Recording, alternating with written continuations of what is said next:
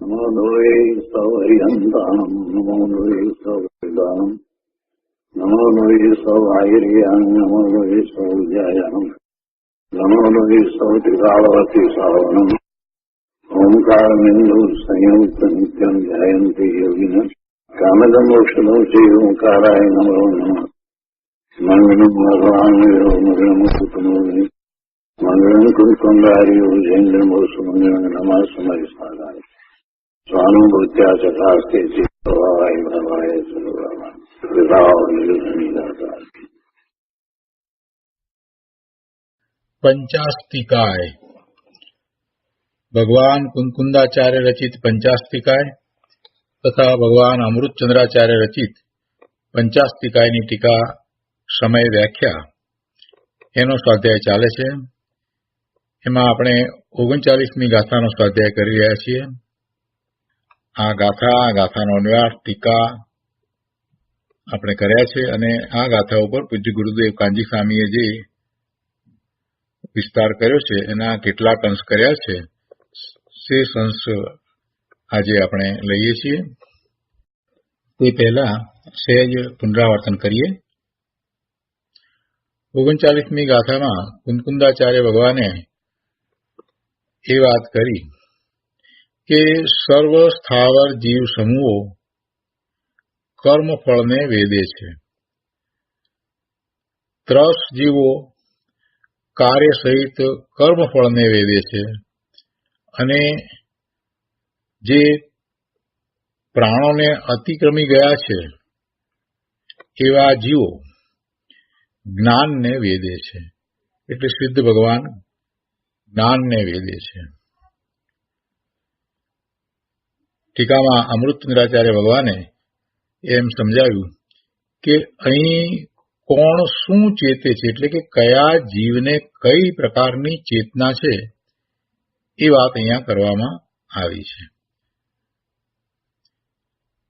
38મી ગાથામાં જે વાત હતી એમાં જીવ રાશિ તરીકે વાત લીધી હતી કે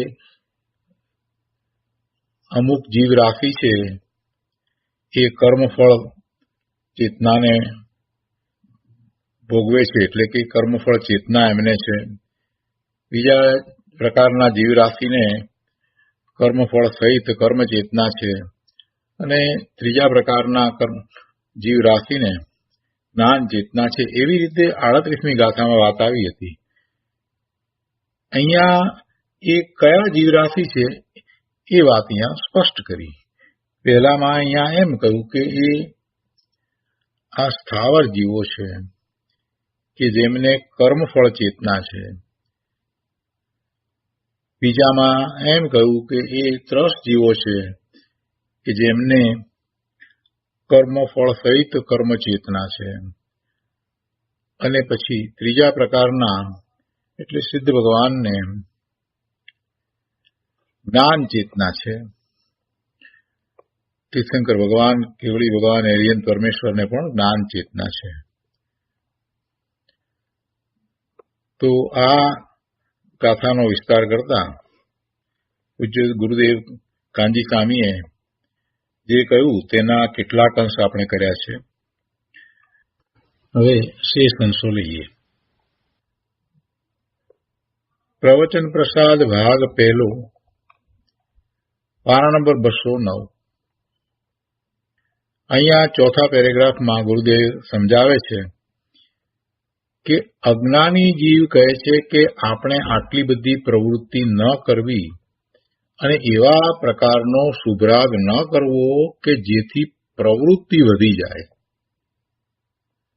જો કેવી માન્યતા છે કે એ રાગ કરે છે માટે બાહ્યમાં બધા કાર્યો થાય છે. એ પ્રવૃત્તિમાં તો બીજું શું કરે છે? એની પ્રવૃત્તિમાં તો એ તો રાગ જ કરે છે. રાગ કરે કે દ્વેષ કરે, પણ પદાર્થોનો તો કાંઈ કરતો નથી. છતાં એની માન્યતા એમ છે કે જેટલા પ્રમાણમાં એ રાગ કરે છે એટલા પ્રમાણમાં બાહ્યમાં બધા પદાર્થોનું પરિણમન થાય છે. એટલે કહે છે કે આપણે આટલી બધી પ્રવૃત્તિ ન કરવી, એટલી બધી પ્રવૃત્તિ ન કરવી અને એવા પ્રકારનો શુભરાગ ન કરવો કે જેથી પ્રવૃત્તિ વધી જાય. બહારમાં કાર્ય બધું ખૂબ આપણને માટે વધી જાય એટલી પ્રવૃત્તિ ન કરવી, એવો શુભરાગ એટલો ન કરવો, એવી અજ્ઞાનીની માન્યતા છે. બહારમાં જે થવાનું છે તે જ થવાનું છે. તું રાગ કર કે ન કર, તું શુભરાગ કર કે ન કર, જે પરપદાર્થોમાં, બીજા પદાર્થોમાં, પૂતગળમાં જે કાર્ય થવાનું છે તે થઈને જ રહેશે. તારા શુભભાવ કરવાથી એ કાર્ય થાય છે એમ બિલકુલ નથી. એને ગુરુદેવ સમજાવે છે, કહે છે કે તેને કહેવામાં આવે છે કે બહારની પર્યાયમાં તું પ્રવેશી શકતો નથી.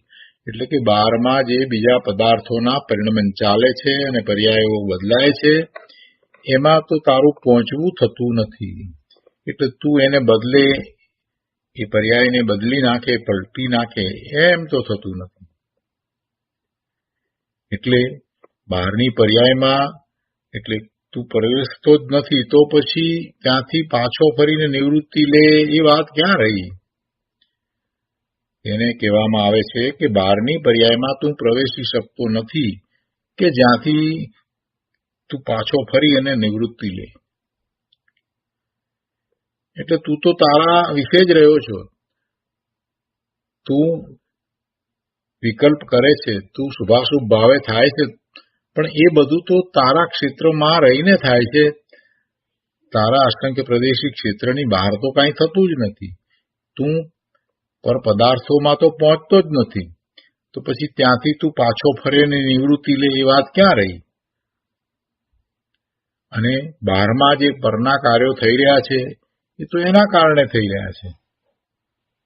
એટલે તું એમ માનતો હોય કે આપણે શુભભાવ ન કરીએ, અથવા તો આ બધું વિકલ્પરૂપ જે વધારે કલ્પનાઓ વગેરે કરીએ છીએ એટલે બહારમાં વધારે કાર્ય થાય છે, તો એ માન્યતા તારી ભૂલ ભરેલી છે, ખોટી છે.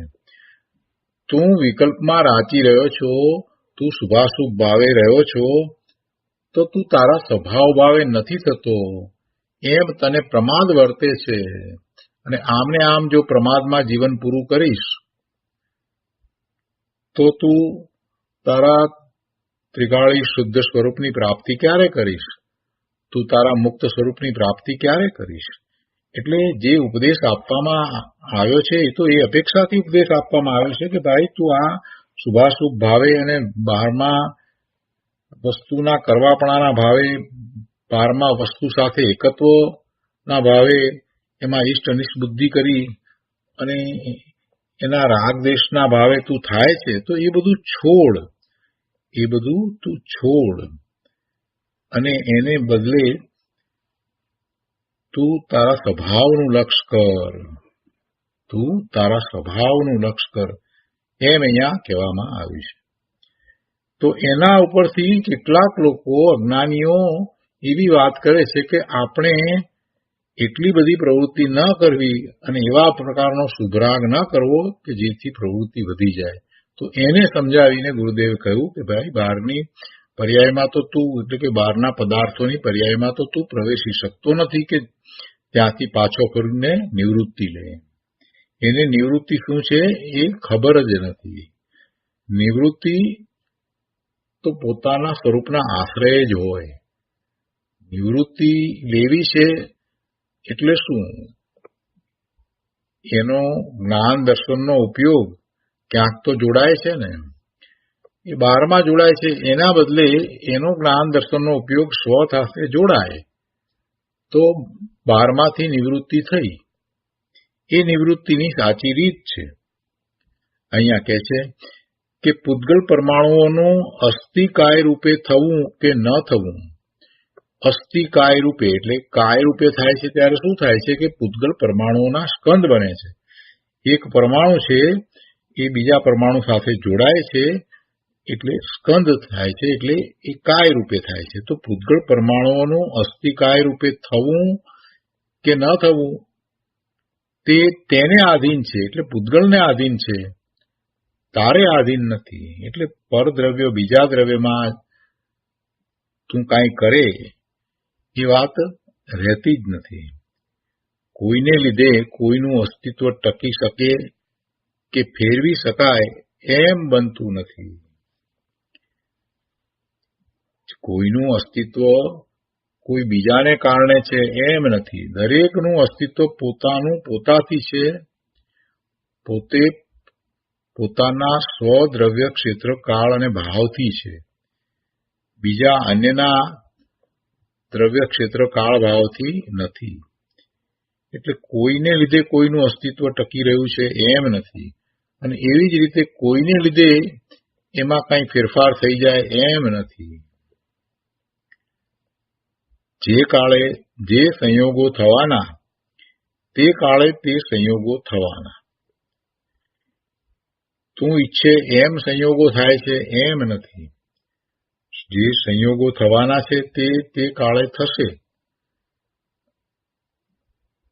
તને વિભાવ ભાવે થવાને કારણે ભાવ બંધ થયો, અને એ ભાવ બંધના નિમિત્તે જડ કર્મોનો પણ બંધ થયો, અને હવે એ જડ કર્મ ઉદયમાં આવ્યું છે, તો એને કારણે તને સંયોગો પ્રાપ્ત થાય છે.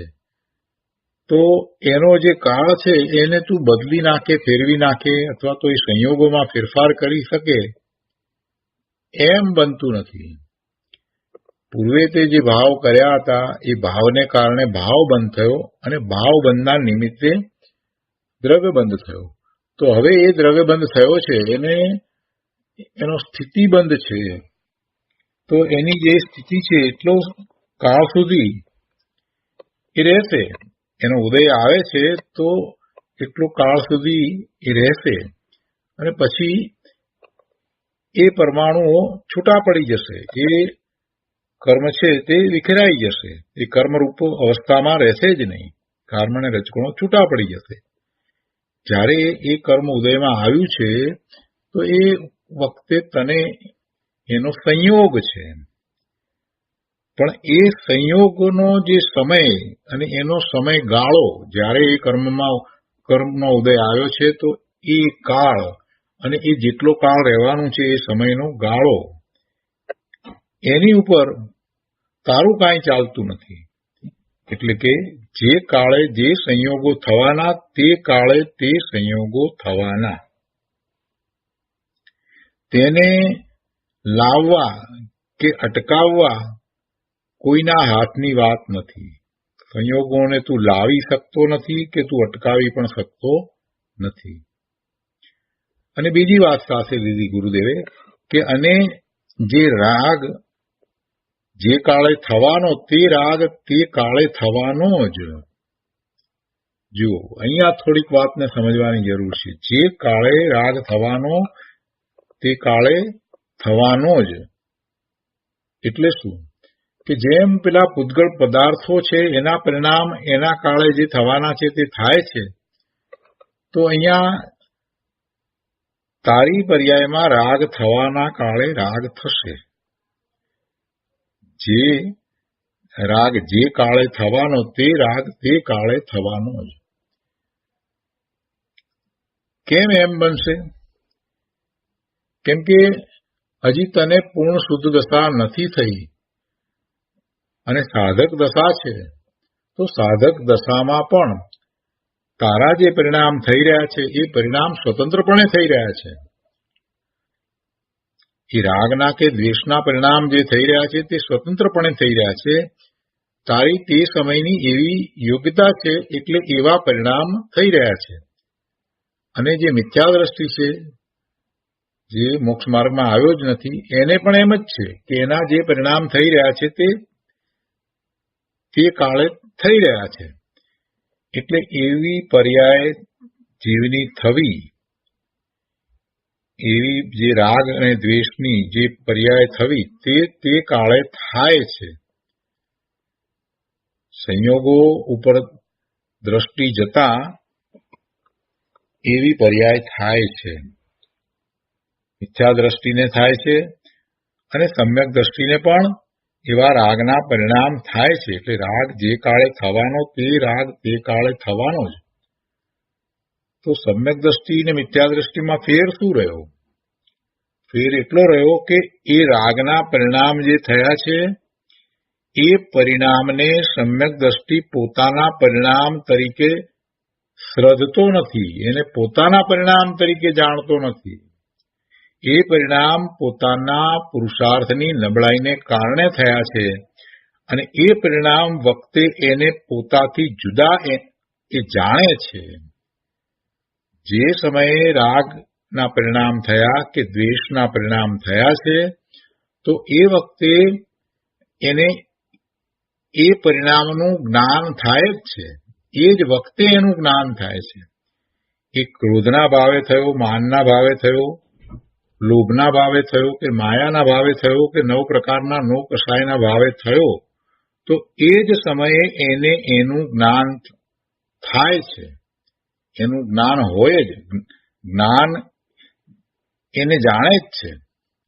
પણ આ એને લક્ષમાં લેતો નથી. પોતાને ક્રોધ થયો છે તો એ ક્રોધને જ્ઞાન એ જ સમયે જાણે છે, પણ આ મિથ્યા દ્રષ્ટિ એને લક્ષમાં લેતો જ નથી અને જે પરિણામ છે એની સાથે એકત્વ કરી અને પરિણમે છે. જ્યારે સમ્યક દ્રષ્ટિ છે તો એ પોતે રાગ થયો છે તો રાગનું જ્ઞાન થાય છે અને એ રાગના પરિણામ મારા નથી. આ પરિણામ જે થયા એનું કારણ મારો અપરાધ છે, એટલે કે મારો એટલો પુરુષાર્થ નબળો છે.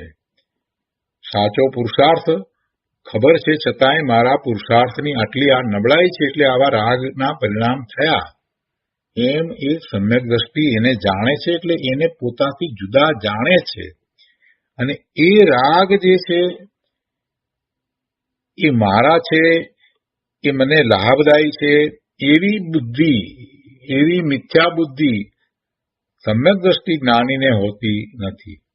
એટલે ગુરુદેવનું કહેવું એ છે કે રાગ થયો, પણ રાગ થયો તારી પર્યાયમાં થયો તો એ સ્વતંત્રપણે એ પર્યાય થઈ છે, એ સમયની તારી યોગ્યતા એવી છે માટે એ પર્યાય થઈ છે. પણ છતાંય તું એનાથી જુદો છો એમ શ્રદ્ધાન કર. જો એમ શ્રદ્ધાન નથી કરતો અને એની સાથે એકત્વ કરે છે તો તું મિથ્યા દ્રષ્ટિ છો. ગુરુદેવ કહે છે કે જે રાગ જે કાળે થવાનો તે રાગ તે કાળે થવાનો જ. દ્રષ્ટિ સંયોગ અને રાગ ઉપર છે કે જ્ઞાન સ્વભાવ ઉપર છે, તેના ઉપર ધર્મ કે અધર્મનું માપ છે. દ્રષ્ટિ શેના ઉપર છે? આ વર્તમાન સંયોગ છે અને એ સંયોગનું લક્ષ્ય કરતા જે રાગ થયો છે તો એની ઉપર દ્રષ્ટિ છે, એટલે કે એમાં એવી શ્રદ્ધા છે, એ રૂપે પોતે થઈ જાય છે, એ પોતાના છે, એની સાથે એકત્વ મમત્વ રૂપ એની દ્રષ્ટિ થઈ છે કે પછી એને પોતે જ્ઞાતા દ્રષ્ટા તરીકે જાણે, સંયોગને અને રાગને પોતે જ્ઞાતા દ્રષ્ટા તરીકે જાણે કે આ થયું છે પણ એ મારો સ્વભાવ નથી, મારો તો જ્ઞાન સ્વભાવ છે. એમ એની શ્રદ્ધા પોતાના જ્ઞાન સ્વભાવની જ હોય, એટલે કે દ્રષ્ટિ સંયોગ અને રાગ ઉપર ન હોય પરંતુ પોતાના જ્ઞાન સ્વભાવ ઉપર હોય તો એને ધર્મ થાય છે. એટલે ધર્મ થવાનું કે નહીં થવાનું એ એની શ્રદ્ધા ઉપર આધારિત છે. જો એને દ્રવ્યશ્રુતના અભ્યાસ દ્વારા પાકો નિર્ણય કર્યો છે કે પોતે જ્ઞાન સ્વભાવી ભગવાન આત્મા છે તો એને પૂર્વના કર્મ જે બંધાયા હતા એના ઉદય આવે છે અને સંયોગો પ્રાપ્ત થાય છે. એ વખતે એની નબળાઈને કારણે, એટલે પુરુષાર્થની નબળાઈને કારણે એનું લક્ષ્ય થઈ જાય અને એને રાગ થાય. તે છતાંય જો પોતે જ્ઞાન સ્વભાવી ભગવાન આત્મા છે એવો નિર્ણય કર્યો છે તો હવે એને કસાય મંદ થાય છે અને જો એને સ્વાનુભૂતિ સહિત સમ્યક્ત્વ પ્રગટ કર્યું છે તો એની દ્રષ્ટિ તો પોતાના ત્રિકાળી શુદ્ધ સ્વભાવ તરફ જ રહે છે, પોતાના ત્રિકાળી શુદ્ધ સ્વરૂપ જ તરફ જ એની દ્રષ્ટિ રહે છે. એટલે વર્તમાનમાં જ્યારે રાગ થાય છે ત્યારે પણ એને એ પોતાથી જુદો જ જાણે છે, સંયોગો આવ્યા, રાગ થયો, તે છતાંય એને પોતાથી જુદો જાણે છે. એટલે સાધકને અહીંયા પુરુષાર્થ છે. રાગ થાય કે દ્વેષ થાય, કોઈ પણ પરિણામ થાય, છતાં એ વખતે પણ એની દ્રષ્ટિ જો જ્ઞાન સ્વભાવ ઉપર હોય તો પછી એ રાગ સાથે જોડાતો નથી અને એવા પરિણામ કરતો નથી કે જેને કારણે અનંત સંસાર થાય. એટલે અનંત સંસારનું કારણ સમ્યક દ્રષ્ટિને તો ચાલ્યું ગયું છે. અનંતાનુબંધીના રાગ દ્વેષ એને થતા જ નથી. સમ્યક દ્રષ્ટિને અનંતાનુબંધી કસાયની ચોકડી તો ગઈ છે. એને રાગ દ્વેષ થાય છે, એને ક્રોધ, માન, માયા, લોભ અને 9 પ્રકારના 9 કસાયો છે. એટલે એવા પરિણામ થાય છે, એવી પર્યાય થાય છે. જે કાળે રાગ થવાનો તે કાળે એ થાય જ છે. પણ છતાંય એ એનાથી ભિન્ન છે. શ્રદ્ધાન સમ્યક છે.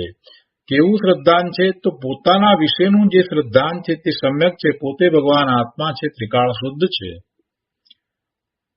આ જે વર્તમાન પર્યાય થઈ એનાથી પોતે ભિન્ન છે. રાગ અને આત્મા જુદા છે.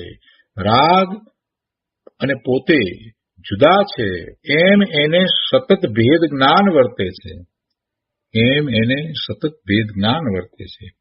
એટલે સંયોગો અને રાગ ઉપર જો દ્રષ્ટિ છે તો એને ધર્મ નથી, અને સંયોગો અને રાગ ઉપર દ્રષ્ટિ નથી અને જ્ઞાન સ્વભાવ ઉપર દ્રષ્ટિ છે તો એને ધર્મ છે.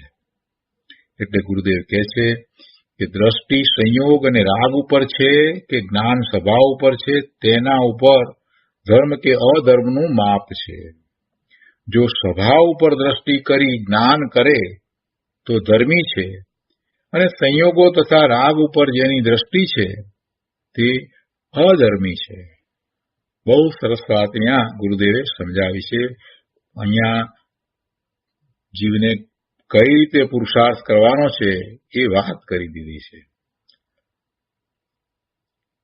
આગળ કહે છે, પરમાં ફેરફાર કરવા માંગે છે તે જ ભ્રાંતિ છે. પરમાં ફેરફાર કરવા માંગે છે તે જ ભ્રાંતિ છે. પરના કારણે થાય છે એમ જ્ઞાન કરી, રાગ પોતાના કારણે એક સમય પૂરતો થાય છે એમ જ્ઞાન કરી, તેને હેય સમજી ત્રિકાળ શુદ્ધ સ્વભાવને ઉપાદેય માનવો તે જીવના હાથની વાત છે. જીવને એવું સામર્થ્ય છે. મિથ્યાત્વ સહિત છે ત્યારે પણ જીવને એવું સામર્થ્ય તો છે જ. જ્ઞાનાવરણી કર્મનો ઉદય છે એટલે અમે જ્ઞાન કરી શકતા નથી, આવી જે વાત કરે છે એ મૂંઢ છે. એવી જ રીતે કોઈ એમ કે આ મોહની કર્મનો ઉદય છે એટલે અમને મિથ્યાત્વ છે, તો એ મૂંઢ છે. કર્મ જુદી વસ્તુ છે. જડ કર્મો આત્માથી જુદા છે અને એ જુદું દ્રવ્ય છે. એ જીવ દ્રવ્યનું કાંઈ બગાડી શકતા નથી. એ માત્ર સંયોગો આપે છે, પણ એ સંયોગો જીવની આસપાસમાં છે, જીવની અંદર પ્રવેશ પામતા નથી. ભગવાન આત્મા તો ત્રિકાળ શુદ્ધનો શુદ્ધ જ રહે છે. એને સાચો સમ્યક પુરુષાર્થ ઉપડ્યો છે તો એ સંયોગોને દ્રષ્ટાભાવે જુએ છે, પોતાથી જુદા જુએ છે, અને પોતે જ કોણ છે એનું સતત જ્ઞાન એને રહે છે. એટલે બીજા બધાથી જુદો પોતે ભગવાન આત્મા જ્ઞાન સ્વરૂપ છે એવું ભેદ જ્ઞાન સતત હોય જ છે. કે છે તે પરમાં ફેરફાર કરવા માંગે છે તે જ ભ્રાંતિ છે. એક વાત તો આ છે. અને એમાં પરમાં એ ખરેખર તો ફેરફાર કરી શકતોય નથી. પરમાં જે કંઈ થાય છે એ તો એના કારણે થાય છે. છતાં એ એમ પરમાં ફેરફાર કરવાની બુદ્ધિવાળો થયો છે તો એ મિથ્યા દ્રષ્ટિ છે. પરનું કરતા પણ પરમાં એકત્વ, મમત્વ અને પરમાં કાંઈક કરવાની બુદ્ધિ પરનું કરતાપણું એ જ ભ્રાંતિ છે. અને પરમાં પોતે કાંઈ કરી શકતો નથી. પરમાં જે કંઈ થઈ રહ્યું છે તે તેના કારણે થાય છે એમ પહેલા તો નિર્ણય કરે. પરમાં જે કાંઈક થઈ રહ્યું છે, પરમાં જે પર્યાય બદલાય છે, અવસ્થાઓ પલટે છે, એ બધું એના કારણે થાય છે, મારા કારણે થતું નથી. એમ જ્ઞાનને ભાન કરીને પોતાની પર્યાયમાં જે રાગ થયો છે એ રાગનું પણ લક્ષ છોડીને એ રાગ સાથે નહીં જોડાતા રાગને પોતાથી જુદો જ્ઞાતા ભાવે જાણે છે. અને એ રાગ જે થયો છે તો એ એક સમયની પર્યાય છે. રાગ પોતાના કારણે એક સમય પૂરતો થાય છે. એમ જ્ઞાન કરી એને હેય સમજી, ભલે એ શુભ ભાવ હોય, એવો શુભ રાગ થયો હોય તો પણ તેને હેય સમજી ત્રિકાળી શુદ્ધ સ્વભાવને ઉપાદેય માને તો એવું એ કરી શકે એમ છે. એ એના હાથની વાત છે. એવો પુરુષાર્થ એ કરી શકે એવો એ સક્ષમ છે. ગુરુદેવ કહે છે કે આમ નિમિત્ત અને પર્યાયની રૂચિ ફેરવી ત્રિકાળી સ્વભાવની રૂચિ કરવી તે ધર્મ છે. નિમિત્ત અને પર્યાયની રૂચિ ફેરવી ત્રિકાળી સ્વભાવની રૂચિ કરવી તે ધર્મ છે. વર્તમાનમાં કર્મોના ઉદયને કારણે જે સંયોગો છે એ સંયોગો મારું કાંઈક કરી રહ્યા છે, એને કારણે હું પુરુષાર્થ કરી શકતો નથી, આવી જેને માન્યતા છે એ ખરેખર તો પ્રમાદી છે. એની દ્રષ્ટિ પર્યાય તરફ જ રહી છે. એટલું જ નહીં, પણ એને પોતાના ત્રિકાળ શુદ્ધ સ્વરૂપને સ્વીકાર્યું જ નથી. જીનેશ્વર ભગવાનની વાણીનો એને સ્વીકાર જ થયો નથી. જીનેશ્વર ભગવાનની વાણીમાં તો એમ આવ્યું કે તારું સ્વરૂપ તો ત્રિકાળ શુદ્ધ જ છે.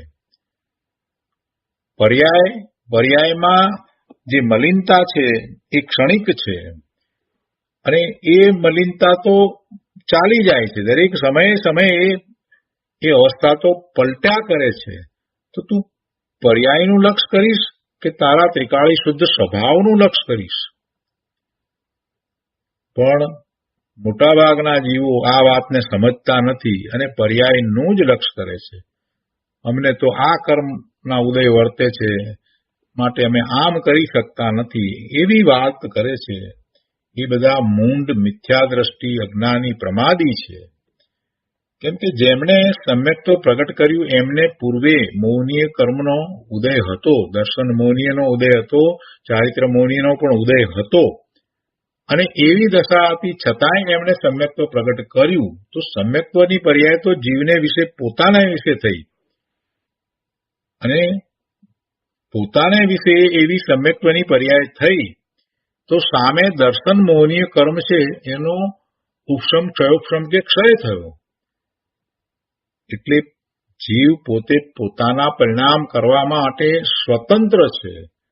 પોતે શું કરવું એ માટે એ સ્વતંત્ર છે. જે સંયોગ આવ્યા છે એ સંયોગ તો પૂર્વે જે ભાવ કર્યા હતા એને કારણે એને પ્રાપ્ત થયા છે. તે છતાંય વર્તમાન જ્ઞાનની પર્યાય એને જાણે છે અને એને પોતાથી જુદા જાણવા, પોતાથી એ પરિણામ જુદા છે. એ પરિણામ ભલે પોતાની પર્યાયમાં થયા છે પણ એ પરિણામ પોતાના ત્રિકાળી સ્વભાવને અનુસરીને થયા નથી. એમ પાકો નિર્ધાર કરી અને સ્વભાવ ભાવ તરફ વળવાનું છે. આવો પુરુષાર્થ કરવાનો છે. રાગ થયો તો થયો, કોઈ વાર ક્રોધ પણ આવી ગયો, પણ તેથી શું? એ ક્રોધ મારો સ્વભાવ નથી. મારો સ્વભાવ તો ત્રિકાળી શુદ્ધ સ્વભાવ છે, જ્ઞાન આનંદનો સ્વભાવ છે. આની દ્રઢતા કર્યા જ કરવાની છે. કોઈ એમ કહે કે ભાઈ ક્રોધ નહીં કરવો, તો શું એનો ક્રોધ ચાલે જશે? ક્રોધ ન કરવા માટે એને શું કરવાની જરૂર છે? એને ક્રોધ આવ્યો છે એ જ સમયે એને એનું જ્ઞાન કરીને એનાથી પોતે જુદો છે એવી દ્રઢતા કરવાની જરૂર છે. અને એમ વારંવાર પોતે જે ભાવે થાય છે એટલે વિકારી પરિણામ થાય છે એને એ જાણે, એ જ સમયે જાણે અને એનાથી જુદો પડી જાય. અને એ પરિણામ જે થયા છે એ પોતાની પર્યાયમાં છે, પોતાને વિશે એવા પરિણામ થયા છે, પોતે એ પરિણામ રૂપ થયો છે, છતાંય એ પરિણામ પોતાના નથી, એ તે તત્કાલીન યોગ્યતા રૂપ છે.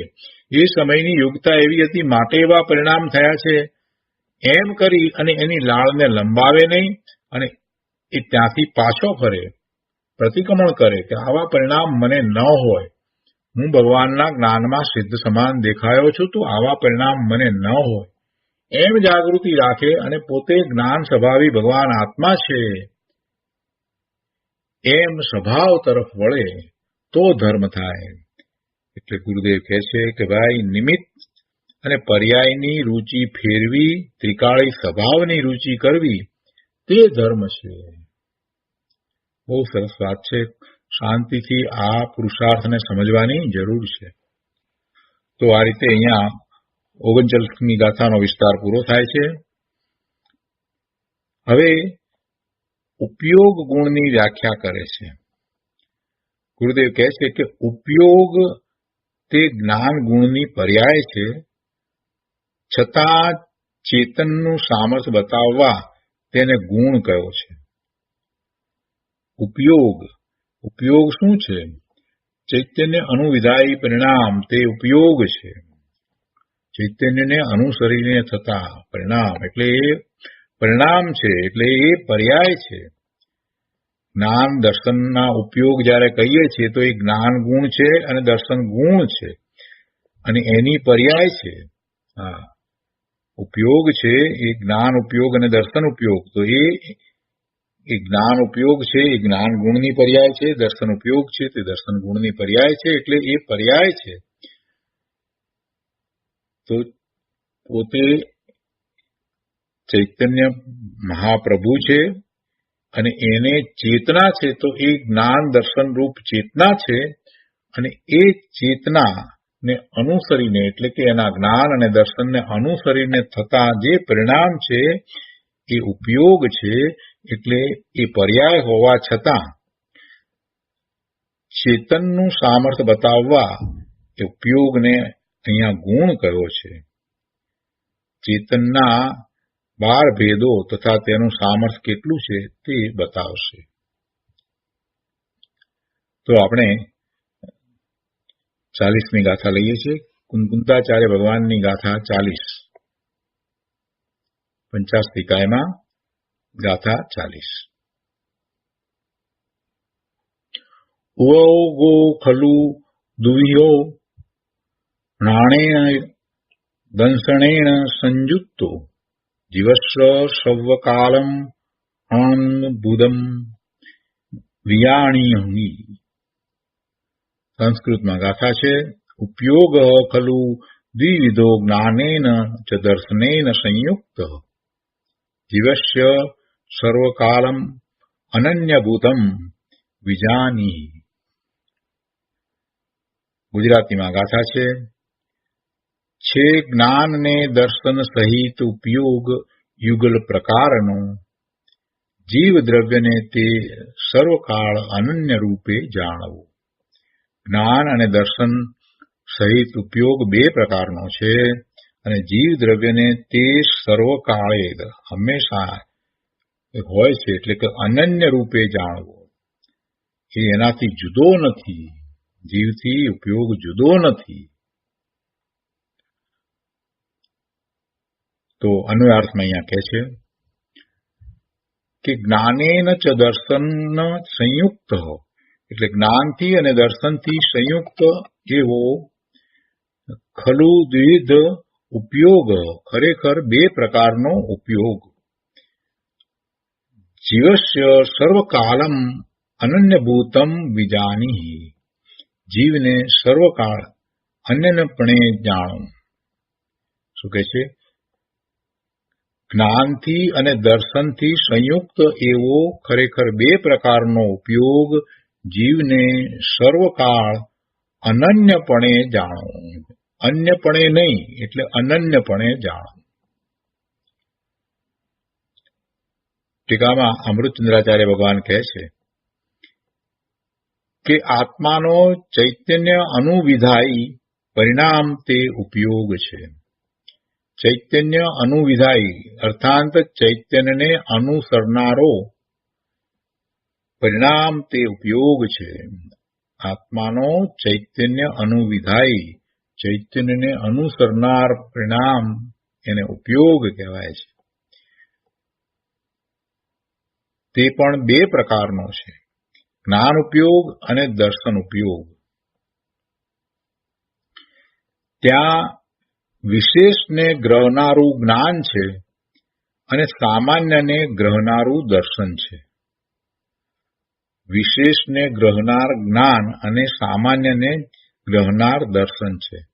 અર્થાત વિશેષ જેમાં પ્રતિભાસે તે જ્ઞાન છે અને સામાન્ય જેમાં પ્રતિભાસે તે દર્શન છે. જાણવું અને દેખવું. દેખવું છે એ પણ પ્રતિભાસ છે અને જાણવું એ પણ પ્રતિભાસ છે, પણ ફેર એ છે કે જે દેખવું છે એમાં સામાન્ય પ્રતિભાસ છે, જ્યારે જે જાણવું છે, જ્ઞાન કરવું છે એમાં પ્રતિભાસ છે તે વિશેષ છે. એટલે પેલું વિશેષ અને આ સામાન્ય એવા બંનેને પ્રતિભાસ કયા છે. શું કહે છે અહીંયા કે જ્ઞાન ઉપયોગ અને દર્શન ઉપયોગ એમ બે પ્રકારનો ઉપયોગ છે. તો ત્યાં વિશેષને ગ્રહનારું જ્ઞાન છે, અર્થાત વિશેષ જેમાં પ્રતિભાસે એ જ્ઞાન છે, અને સામાન્યને ગ્રહનારું દર્શન છે, અર્થાત સામાન્ય જેમાં પ્રતિભાસે એ દર્શન છે.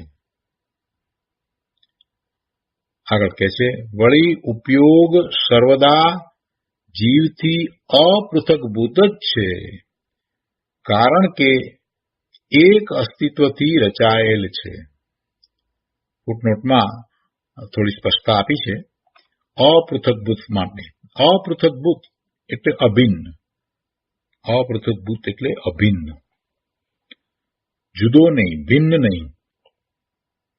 ઉપયોગ સદા જીવથી અભિન્ન જ છે, કારણ કે તેઓ એક અસ્તિત્વથી નિષ્પન્ન છે.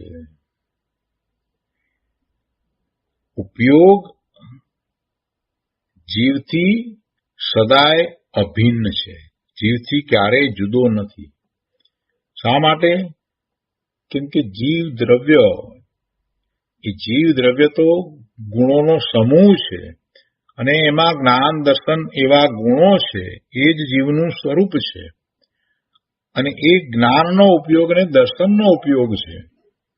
એટલે એ ચૈતન્યના અનુસરનાર છે, એટલે એ જીવથી જુદો ન હોઈ શકે.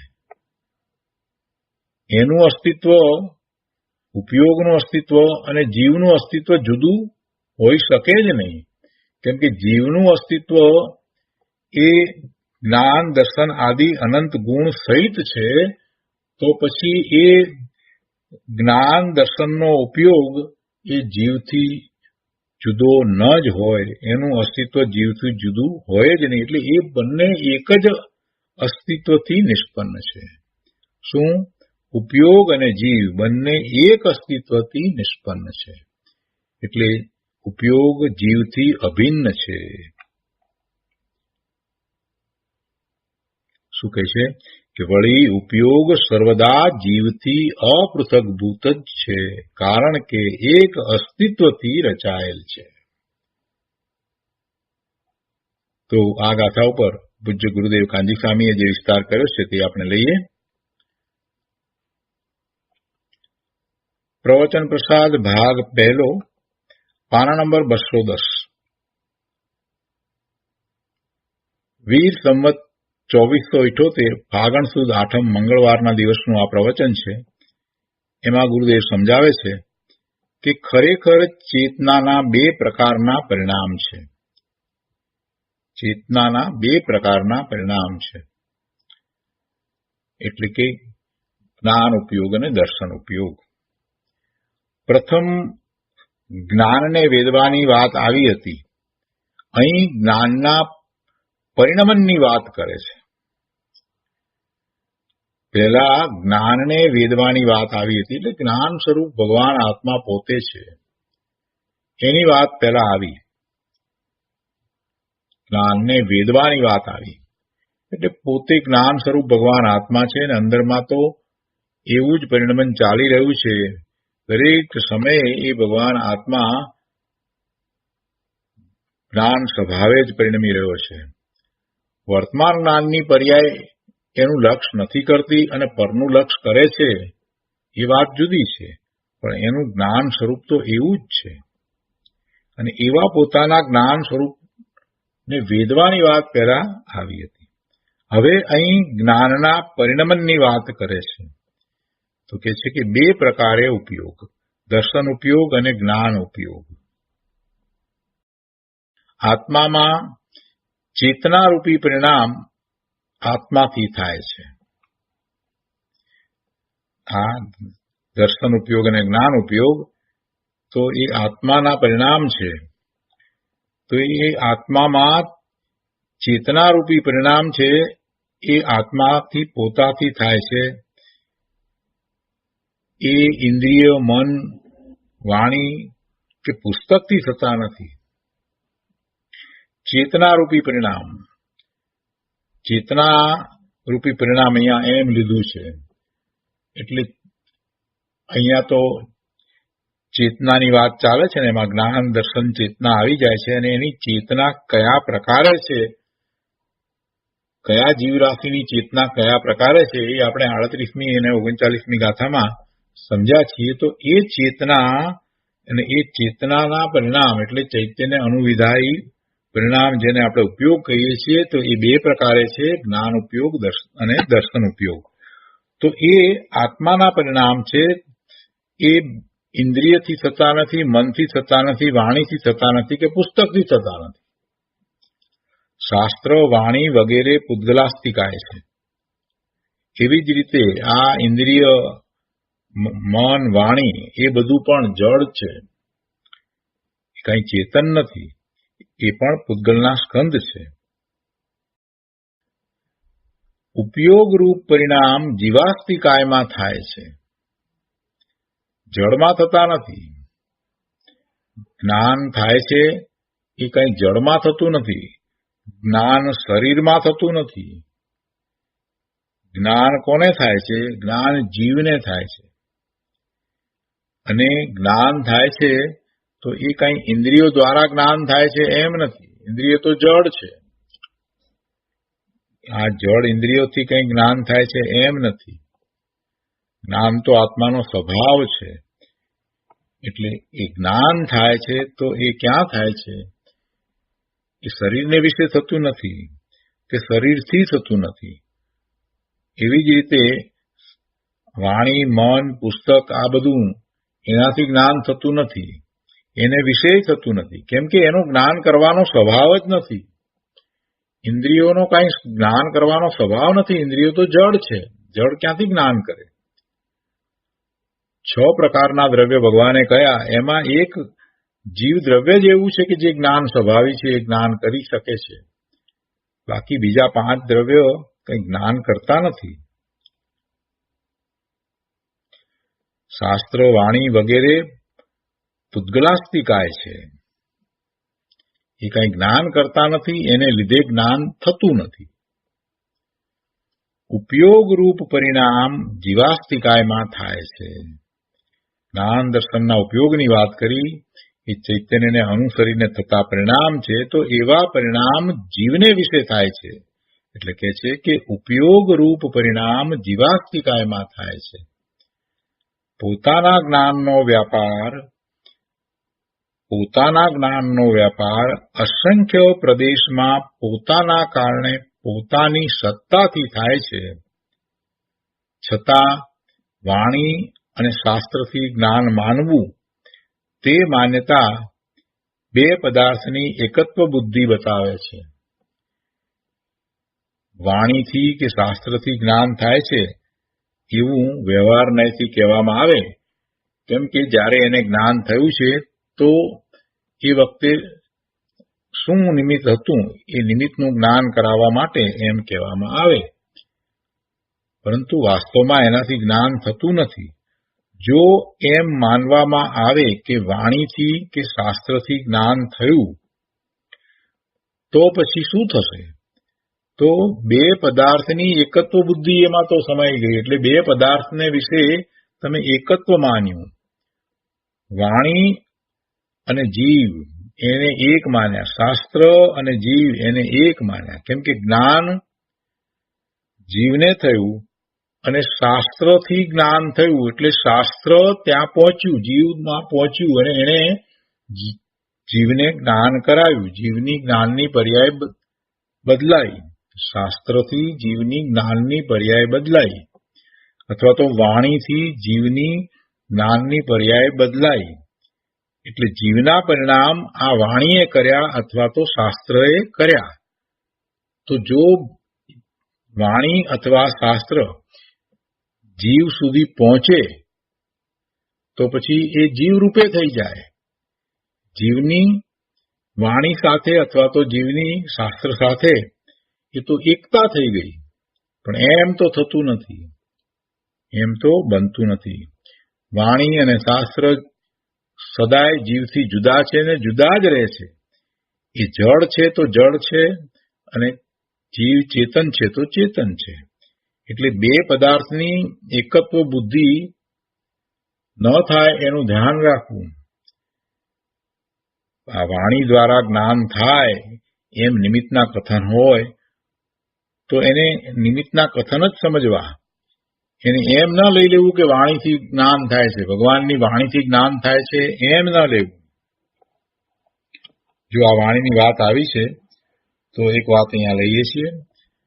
અમે ગઈકાલે જે સત્સંગમાં બેઠા હતા ત્યારે કોઈનો પ્રશ્ન હતો, ત્યારે આ વાત લીધી હતી કે ગણધર ભગવાનને જ્ઞાન થાય છે તો કેવી રીતે થાય છે?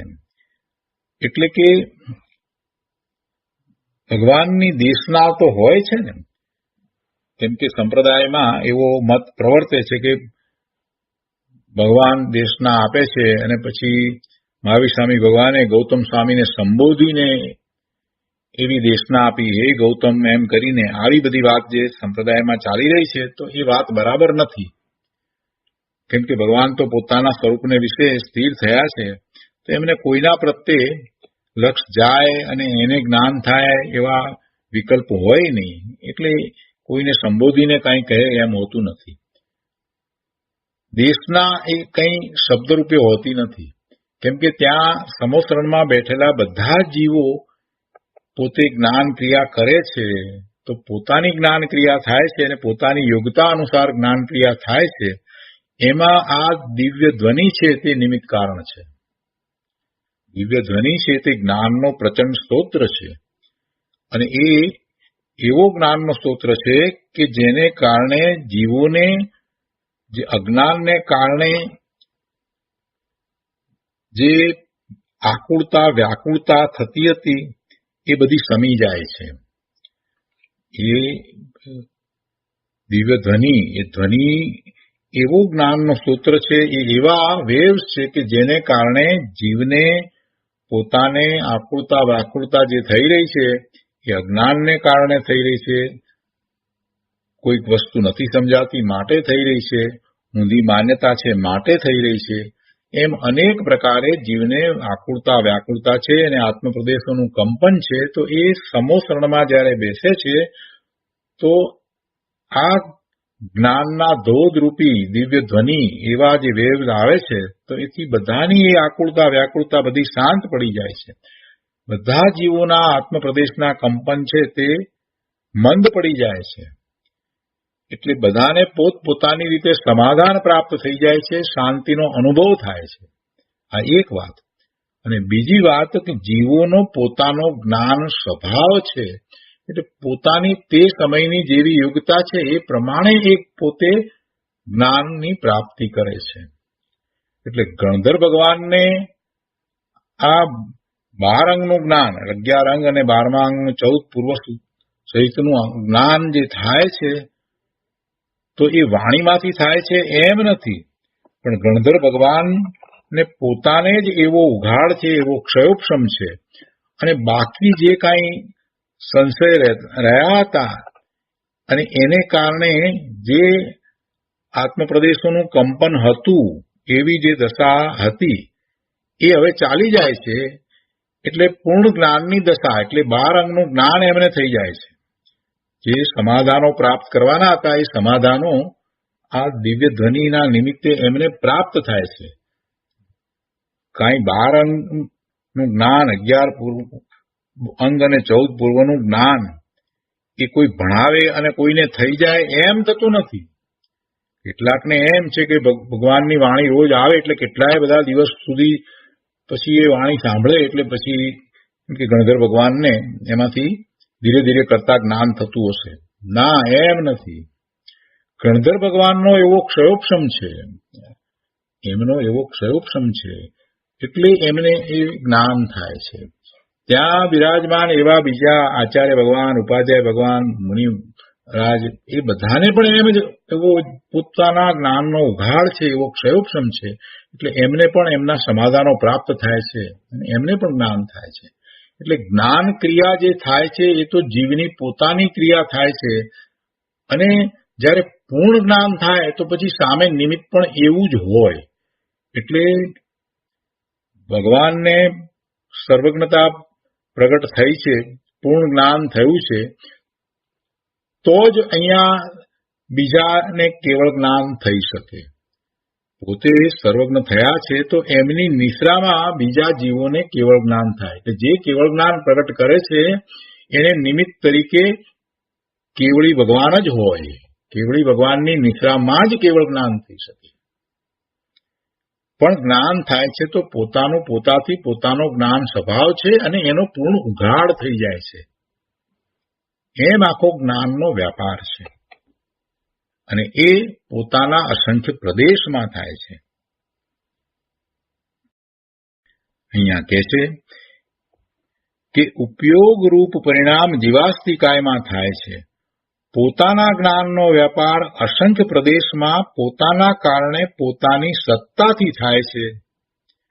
છતાં વાણી અને શાસ્ત્રથી જ્ઞાન માનવું તે માન્યતા બે પદાર્થની એકત્વ બુદ્ધિ બતાવે છે. એટલે જ્ઞાન તો પોતાને પોતાથી જ થાય છે, અને એમાં એવું નિમિત્ત હોય છે, ઉચિત નિમિત્ત હોય છે. કેવળ જ્ઞાન થાય છે તો કેવળી પરમાત્માનું જ નિમિત્ત હોય, એમની જ નિશ્રા હોય.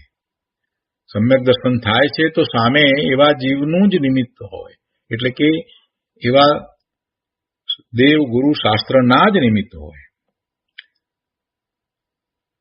આગળ કહે છે કે હું આત્મા છું, આ બીજા આત્મા છે, આ પૂતગલનો સ્કંદ છે, એમ પરપદાર્થને પૃથક પૃથક તથા પોતાની ત્રિકાળી શક્તિ તથા વર્તમાન પર્યાયને પૃથક પૃથક જાણે તેને જ્ઞાન ઉપયોગ કહે છે. જો જ્ઞાન ઉપયોગને અહીંયા સમજાવે છે ગુરુદેવ, બહુ શાંતિથી સમજવા જેવું છે. હું આત્મા છું, આ બીજા આત્મા છે, અને આ પૂતગલનો સ્કંદ છે. આપણી આસપાસમાં પડેલા પદાર્થો બધા પૂતગલના સ્કંદ, અને આપણી સામે સમીપમાં રહેલા બીજા જીવો અને હું, આ બધાનો જયારે વિચાર કરીએ તો આપણને બધું જુદું જુદું લાગે, ખ્યાલમાં આવે. હું આત્મા છું, આ બીજા આત્મા છે, આ પૂતગલનો સ્કંદ છે, એમ પોતાથી જુદા બીજા બધા એ પર પદાર્થોને પૃથક પૃથક તથા પોતાની ત્રિકાળી શક્તિ તથા વર્તમાન પર્યાયને પૃથક પૃથક જાણે તેને જ્ઞાન ઉપયોગ કહે છે. અને જે ઉપયોગ સામાન્યપણે અર્થાત કોઈપણ જાતનો ભેદ પાડ્યા વિના સામાન્ય સત્તાને દેખે છે તેને દર્શન ઉપયોગ કહે છે. સામાન્ય પ્રતિભાસ એને આપણે દર્શન કહીએ છીએ. એટલે એ ઉપયોગ કે જે ઉપયોગ સામાન્યપણે એટલે કે કોઈ પણ જાતનો ભેદ પાડ્યા વિના સામાન્ય સત્તાને દેખે છે તેને દર્શન ઉપયોગ કહે છે. તો આવો બે પ્રકારનો વ્યાપાર અનાદિ અનંત કાળ સુધી અસંખ્ય પ્રદેશી જીવમાં સાથે રહેલો છે. બે પ્રકારનો એટલે કે જ્ઞાન અને દર્શન, એમ બે પ્રકારનો આ વ્યાપાર, એવો આ ઉપયોગ એ અનાદિ અનંત કાળ સુધી આ અસંખ્ય પ્રદેશી જીવાસ્તિકાયમાં સાથે રહેલો છે. એ જીવથી જુદો નથી. કોઈ પણ પ્રાણી જ્ઞાન દર્શન વિનાનો હોય એમ બનતું નથી. એમ હે શિષ્ય તું જાણ. કોઈ પણ પ્રાણી જ્ઞાન દર્શન વિનાનો હોય એમ બનતું નથી. એમ હે શિષ્ય તું જાણ. જ્યાં આત્મા છે ત્યાં જાણવા દેખવાનો વ્યાપાર છે ને છે જ.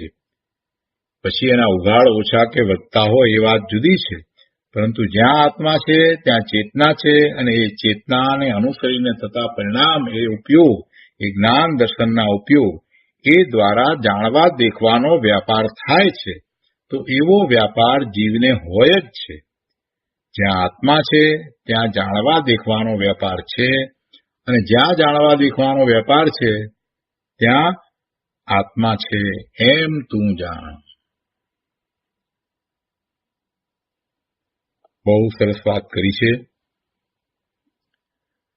આગળ કહે છે કે વ્યવહાર નહીંથી આત્મા તથા ઉપયોગમાં ભેદ છે. વ્યવહાર નહીંથી આત્મા તથા ઉપયોગમાં ભેદ છે. કેવળ જ્ઞાન અને કેવળી પ્રભુ એમ સંજ્ઞા ભેદે ભેદ છે. પણ કેવળ જ્ઞાન છે તે કેવળી ભગવાનના આત્માથી કંઈ જુદું નથી, છતાંય ભેદ છે. કઈ રીતે ભેદ છે? તો સંજ્ઞા ભેદે ભેદ છે. બીજી રીતે કહીએ તો એ પર્યાય છે, કેવળ જ્ઞાનની પર્યાય છે. અને જેમને કેવળ જ્ઞાન પ્રગટ થયું છે એવા કેવળી પરમાત્મા એ દ્રવ્ય છે. એટલે એ દ્રવ્યથી એ કેવળ જ્ઞાનની પર્યાય છે, એ જુદી નથી. એ જુદી નથી. કેવળ જ્ઞાન અને કેવળી પ્રભુ એમને સંજ્ઞા ભેદે ભેદ છે, તો પણ એમને પ્રદેશ ભેદે ભેદ નથી. પ્રદેશ ભેદે ભેદ નથી. પ્રદેશ જુદા નથી. જેમ શરીર, મન, વાણી, કર્મ આત્માના પ્રદેશથી સર્વથા જુદા છે, તેમ ઉપયોગને આત્મા ખરેખર જુદા નથી. આ શરીર, મન અને વાણી અને આ જળ કર્મો એ બધા આત્માના પ્રદેશોથી સર્વથા જુદા છે. એના પ્રદેશો જુદા અને આત્માના પ્રદેશ જુદા. એવી રીતે આ ઉપયોગ અને આત્માના પ્રદેશ જુદા નથી. એવી રીતે ઉપયોગને આત્મા સાથે જુદાપણું નથી. વ્યવહાર નહીંથી આત્મા તથા ઉપયોગમાં ભેદ છે, એટલે કે એક તો સંજ્ઞા ભેદ છે એમાં, પરંતુ પ્રદેશ ભેદ તો નથી. ઉદાહરણ આપીને ગુરુદેવ સમજાવે છે કે ગોળ અને ગળપણમાં વ્યવહારથી ભેદ છે, છતાં પરમાર્થથી ભેદ નથી. કારણ કે ગુણનો નાશ થવાથી ગુણીનો નાશ થાય છે, અને ગુણીના નાશથી ગુણનો નાશ થાય છે. એટલે ગુણ ગુણીનો ખરેખર ભેદ હોતો નથી. માટે ગુણ ગુણી એક છે. એવી રીતે આ જ્ઞાન સ્વરૂપ ભગવાન આત્મા અને આ જ્ઞાન દર્શનના ઉપયોગ એ અભેદ છે. જેમ ગળપણનો નાશ થવાથી ગોળનો નાશ થાય અને ઉષ્ણતાનો નાશ થવાથી અગ્નિનો નાશ થાય, તેમ ઉપયોગનો નાશ થવાથી આત્માનો નાશ થાય. જો ઉપયોગ ન રહે તો આત્મા જ ન રહે. ઉપયોગ વિનાનો આત્મા હોઈ શકે જ નહીં. આત્મા અને ઉપયોગ અભેદ છે.